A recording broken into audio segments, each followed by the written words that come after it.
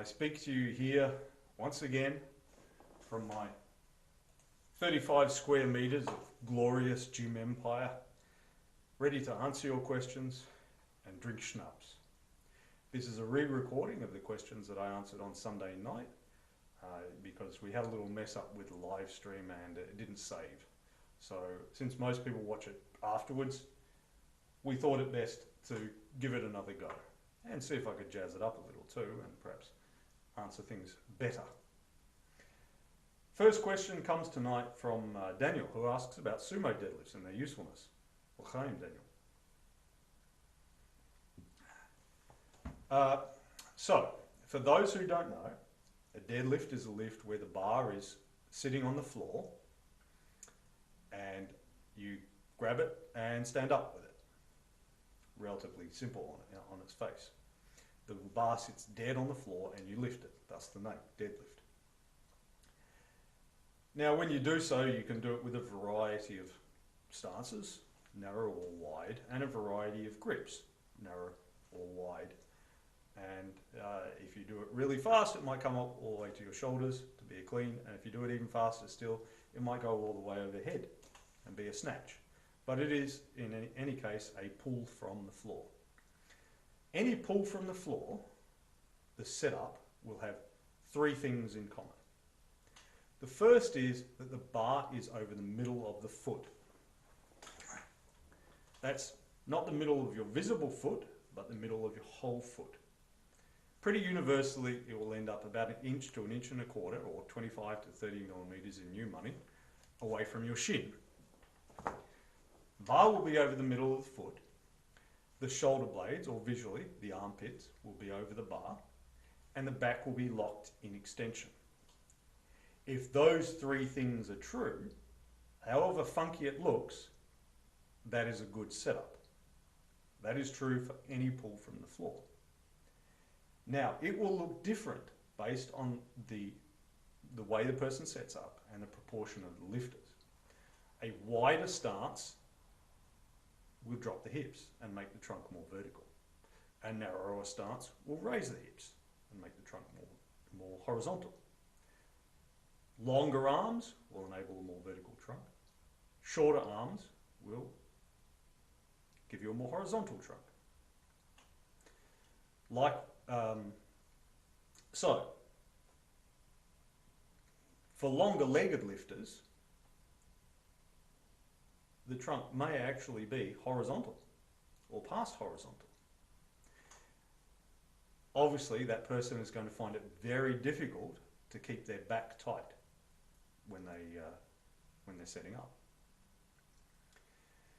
That person may benefit from doing a sumo deadlift because they're like that and they widen their stance so the hips drop, and then their hands come in, effectively lengthening their arms so they come further up. So it would be relatively easier for them to get a good setup during the sumo pull, during the deadlift.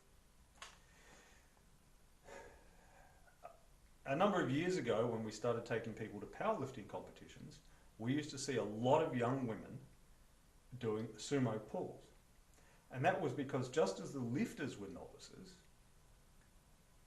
the coaches were novices too. The coaches were new to it. Now, when a skinny young woman comes in, she may not have enough muscle mass in her lower back to feel it contract against a load. So it may be hard to get her to do a good setup. The simple solution is let her have a more vertical trunk. And it's a lot easier for her to set up because she has a more vertical trunk, she doesn't have to have such a tight lower back when she's setting up. That's the simple solution. As the coaches became more experienced, we started seeing fewer and fewer sumo pulls because they learned that if you get her to do Romanian deadlifts or good mornings or something like that, she'll start feeling the muscle mass in her lower back and she'll start building it up and she won't need to do that. Now, some people feel that the sumo deadlift gives an advantage because it gives you a shorter range of motion. However, when we look at world records, we find that just as many world records have been set doing a conventional deadlift as doing a sumo deadlift. So, for longer legged lifters and or lifters who do not know how to set up their back, it may be advantageous to do a sumo deadlift. For everyone else, it can be a funky thing to cycle in from time to time as a variation on the main lift to get you strong in a slightly different way. Just like someone who always back squats should front squat occasionally. Someone who always overhead presses should bench press occasionally, and so on. Doing a same but different helps you get stronger overall.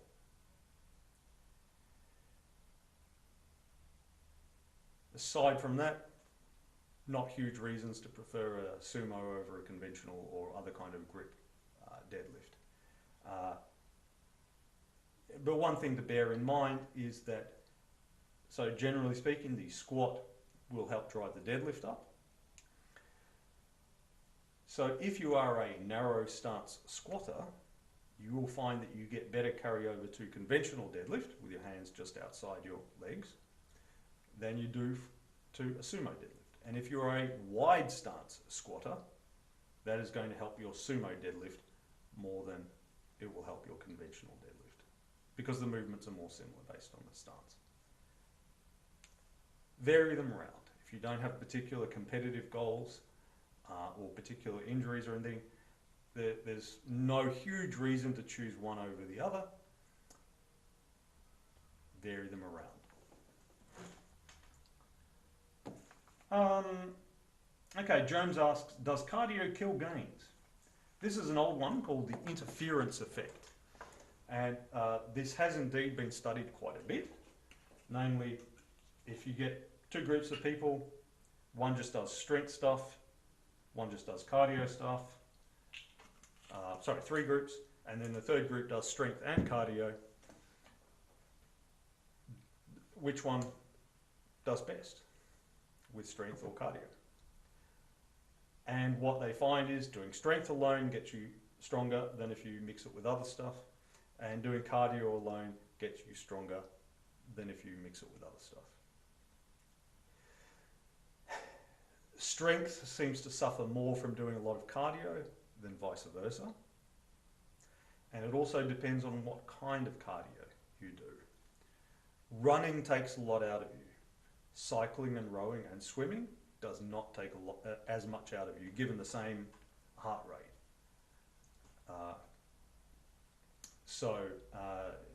There's a difference between going for a long run and then trying to lift, and going for a long cycle and then trying to lift. Generally speaking, we recommend periodizing your training. So if you want to build both strength and endurance, do nothing but strength for a few months. After those first few months, your gains are slowing down anyway. So now work on cardio. Kind of hold the strength stuff steady or just edging it up, and then work on the cardio. That said, obviously the amount of strength training and the amount of cardio matter. You can do 10,000 steps a day, or you can do 15 minutes of intervals on the bike, and it's not going to take away from your lifting at all. In fact, it will enhance it, because people with better cardiovascular fitness tend to recover more quickly between sets, and they recover more quickly from workouts. They're not sore as long or at all. Likewise, if your main focus is running, but you do a little bit of weights, you will actually end up running faster. That's if you do a little bit of weights. But in the end, you have to decide if you're going to be a lifter who does a little bit of running, or a runner who does a little bit of lifting. It's really hard to do them both. And if you wish to do them both, we suggest you do them consecutively rather than concurrently. Daniel asks, any science to demonstrate an increase in strength based on the volume of playing AC/DC? Funny thing, when I was looking up studies on this, I thought, because there've been studies on everything. The first study that came up on a search for music during exercise was a study on people undergoing hemodialysis, doing endurance training, and listening to recordings of the Quran. I had not expected that. When I walk my kids to school along the train tracks in the morning, there's a little old lady goes past with one of those wheelie walking frames, and she always has a friend or relative with her, and they always say hello, and they've got a little radio and they're listening to a Sikh preacher preaching about the ways of the Sikh lifestyle in Punjabi. Evidently it helps them. Perhaps we all need to listen to religious services or preaching while we're doing exercise. I'll have to try some klezmer music or something next time. Anyway, as for actual music, basically some energetic music has been shown to fire people up and increase their 1 rep maximum.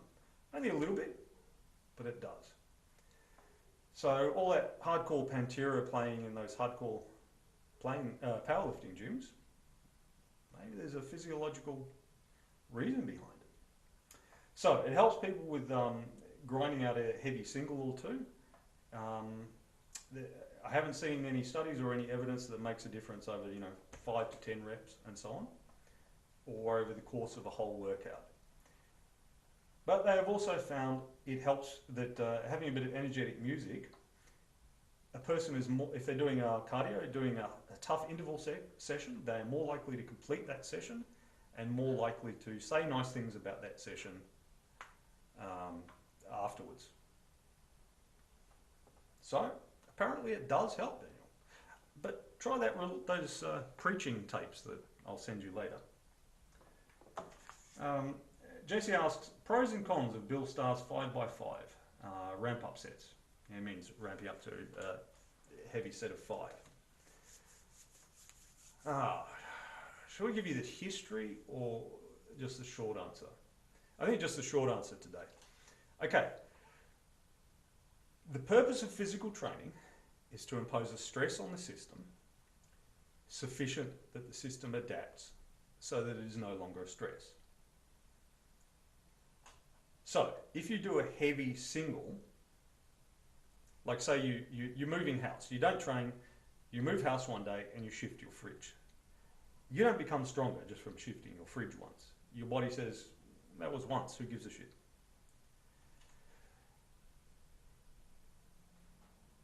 But on the other hand, if you come into the gym and you do a 50 rep squat, you don't get stronger from that, you just get sore.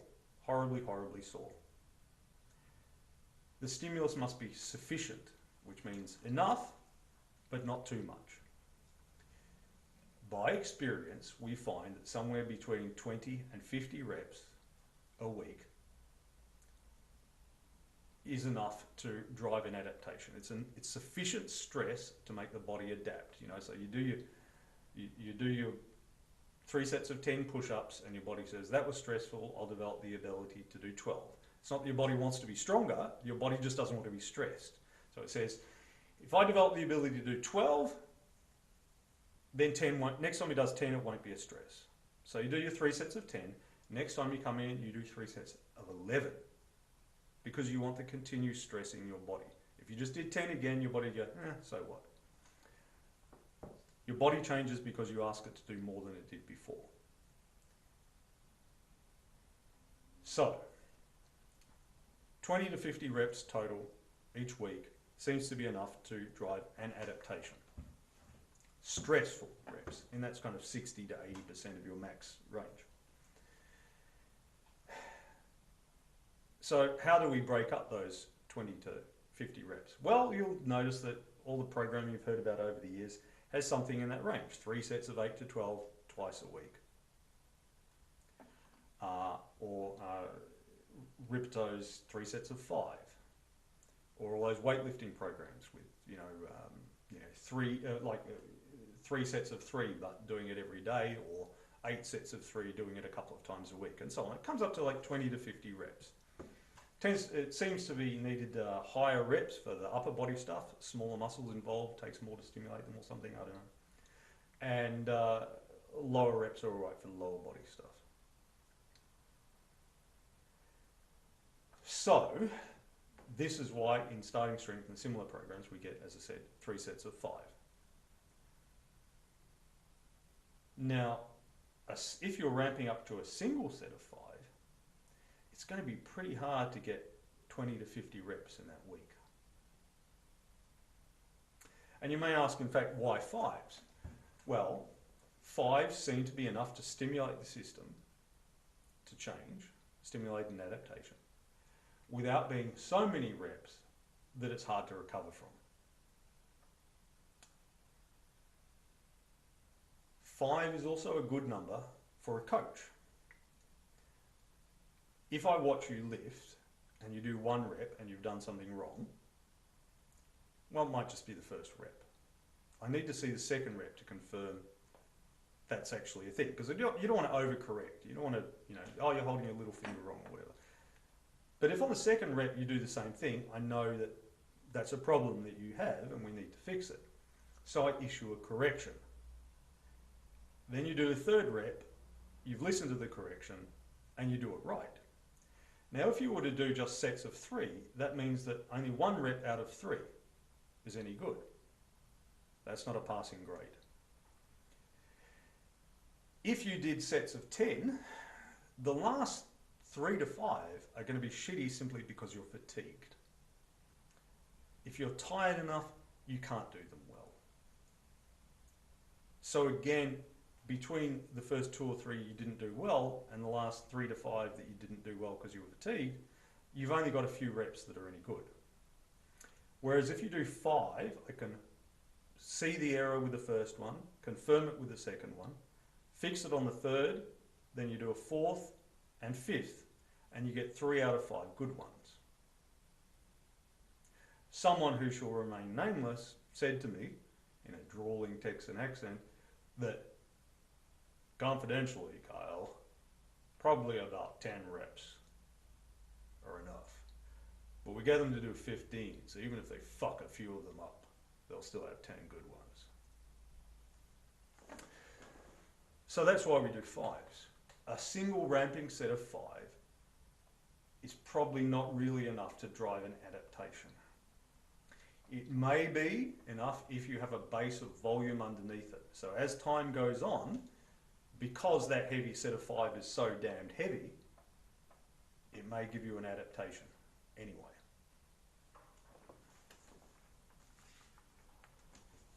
So, speaking of programming issues, while I'm here, I'd like to ask you guys, ALPS, the Aesthetic Linear Progression to Swole, the programming that we've been doing here in the last year or 2. Who would like to hear more about it? We could perhaps do a series of videos talking about that. The basis starts with good sleep, and good food, then daily physical activity, and only after that we talk about the lifting. But those first 3 things are important as the lifting, perhaps more so for general health. But we can talk about that in great detail, how it came about and the philosophy behind it and the practical results that we've got so far from it. If people are interested, if you're interested, please say so in the comments on this video. Marion asks, how much range of motion do we need in squat before putting a person under the bar? She saw a trainer in a Globo gym with a client partial squatting 60 kilograms. Should anyone be under the bar without a full range of motion? Well, Marion, there is a place for partial squats, and that is for the person who is too weak to do a below parallel squat. So if you have a 70-year-old with 2 total knee replacements come in, they are not going to be able to do a below parallel squat on day 1, let alone with a 20 kilogram bar on their back. However, if that person was able to get in their car, sit down in it, drive over to my gym, get out of their car without anyone assisting them, close the door, walk down the driveway, come into my gym, and sit down, well, we know they're able to squat to a chair. Because sitting down and standing up, even if they're sitting down and standing up from a chair, looks like, and then, and it often does, well, they can sit down and stand up from a chair. Squatting is just formalized sitting down and standing up. So we get them to do that 5 times, and then we get them to widen their stance and shove their knees out and clasp their hands to the chest. So they come up and sit down. And then the next step, we get them to gently touch the seat rather than plonking right down on it. A little weight in their hands, 5-10 kilograms, can assist in this because it makes them keep their chest up. It stops them doing that good morning thing as they come up. So they're doing a partial squat, which we've given a nominal load to. Non-zero load, but a nominal load nonetheless. We progress them from there. Increase the range of motion. Next time a lower bench, then a lower, then a lower. Until they're doing a below parallel squat, they're just touching it to a bench. In many cases, we will leave the bench there as a tactile cue, because the sort of person who is that deconditioned that they cannot do a below parallel squat may be the sort of person who cannot feel when they're squatting below parallel. They don't have enough bodily awareness to do that. They're kind of body blind, if you like. That's all right if they're just doing bench squats for the rest of their life. That's fine. As long as they're below parallel and they load them up. But whether we keep the bench there or not, that's the stage when we would start loading them up. There is no reason for a person to do partial squats with 60 kilograms because, as I said, the reason for the partial squat is that they are too weak to squat below parallel. If a person is too weak to squat their own body weight below parallel, how are they going to support 60 kilograms on their back safely? And if they are able to support 60 kilograms on their back safely, then they are capable of squatting below parallel. But maybe that trainer doesn't know how to get them to do it. I've mentioned before, we had a young woman come here who'd been to a personal training school and learned about it, and they told her that she could not squat or deadlift because of muscle imbalances. She came here and of course, within 10 minutes of walking into the place, she was doing a below parallel squat. It was messy because she was weak, but she was doing a below parallel squat. And then 6 weeks later, it wasn't messy anymore and she wasn't weak anymore. Many inexperienced trainers will confuse their inability to get the person to do a squat with the person's inability to do it. Is it whether they can do it or whether you can teach them to do it? Those are two very different things. To teach somebody to squat below parallel as to teach them to press or whatever, you need a method. It may be a method that you come up with yourself. It may be a method that you steal from a more experienced trainer or coach. Either is fine, but you need a method, a systematic method, where they walk in and you assess their ability to do something and you teach them to do it. Wherever they are, you meet them there and you progress them from that point as far as they are physically capable of going. Over time, obviously. So, there may be a reason to do a partial squat if they are too weak to do a below parallel squat. There will never be a reason for them to do a partial squat with 60 kilograms or a similar or larger load on their back. There may be some exceptions for obscure injuries and knee reconstructions and things like that, but I'm speaking about more or less healthy people.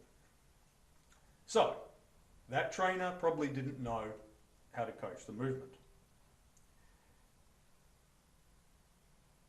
A former colleague of mine, a little while back, posted up a video of his client partial squatting 30 kilos, something like that.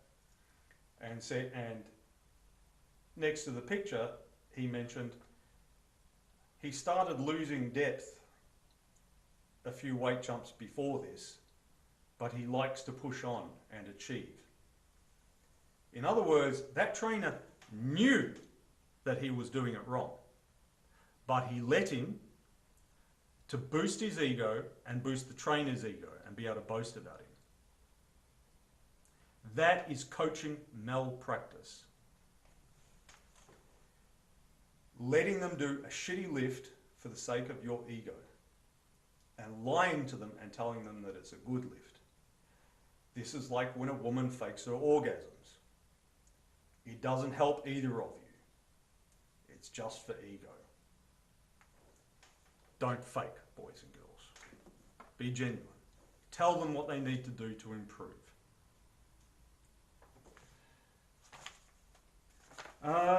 Jesse asks about rucking, about making low intensity cardio, like going for a brisk walk, more challenging by adding a load to your back. Having been in the army and done long marches with a heavy weight on my back, I can say, don't fucking do it, Jesse. It's not good for you. It messes up lower back, hips and knees, especially if you do a lot of it. You would think, okay, it gets my heart rate up, so it's a good way to get more out of a short distance. But that increased load messes you up if you do a lot of it. So just don't. If you need greater intensity, walk faster. If you're walking fast and it's still not getting your heart rate up, it's time to start a running program. Or jump on a bike or go for a swim or something like that. But don't do rucking. Don't walk around with a heavy backpack for miles and miles. It ain't good for you. Don't do it.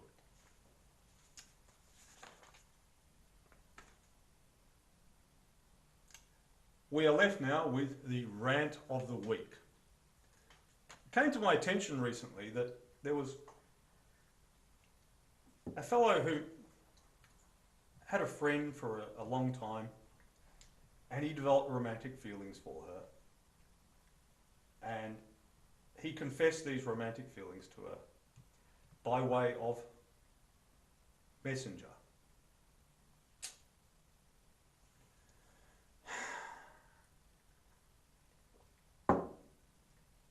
Talk to people.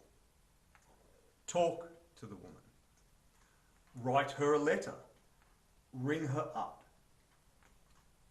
Be like John Cusack. Appear outside her window with a boom box playing your favourite music. Just not at 3 o'clock in the morning. She'll think you're a crazy stalker. Talk to the woman. If you do it by messenger, you will, as he did, be rejected. You will have deserved what you got, which is nothing. For this heinous offence, he was sentenced to life in the friend zone, without possibility of parole. Don't do it, boys and girls. I have had people outside my gym or outside my house who send me a message on Messenger, or who send me a text message or something. Knock on my goddamn door. Talk to people. I know it's not fashionable these days. I know it's terribly scary to talk to people, but talk to people. Then you will not be in the friend zone, or you will not be outside in the cold and rain, freezing your ass off instead of in here and lifting. Talk to people. And that's all I want to talk about this week.